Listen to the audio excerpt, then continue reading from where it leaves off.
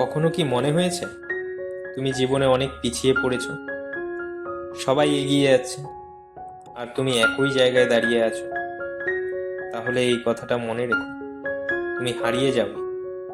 তুমি শুধু এখনো নিজের সময়টা খুঁজে পাও।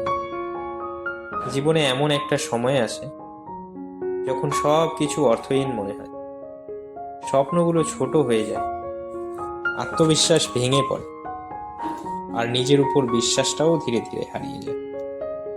তুমি চেষ্টা করো, বারবার করো, কিন্তু ফলাফল আসে না।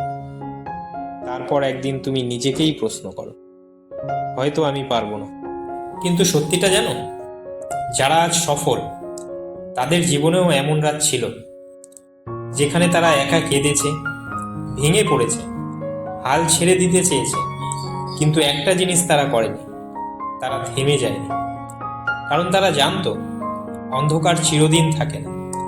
তুমি আজ যে কষ্টের মধ্যে দিয়ে যাচ্ছ সেটা তোমাকে শেষ করার জন্য আসেনি, সেটা এসেছে তোমাকে আরো শক্তিশালী বানানোর জন্য।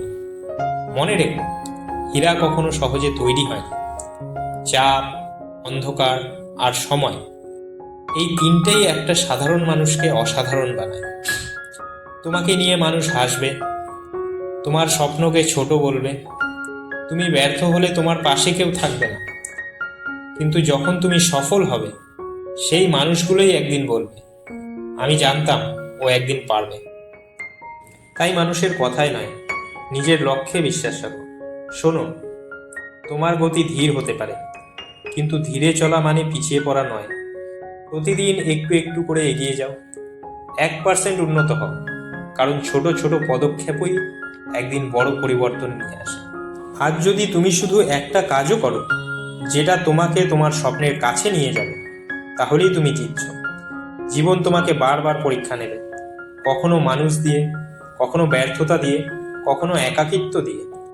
কিন্তু তুমি যদি প্রতিটা আঘাতের পরেও উঠে দাঁড়াও, তাহলে তোমাকে হারানোর ক্ষমতা কারও নেই। কারণ আসল শক্তি কখনো না পারায় নয়, বারবার পড়ে গিয়ে উঠে দাঁড়ানোর মধ্যে।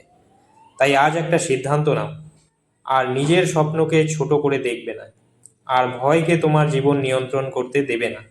উঠে দাঁড়াও, নিজেকে বিশ্বাস করো, ধীরে হলেও এগিয়ে চলো।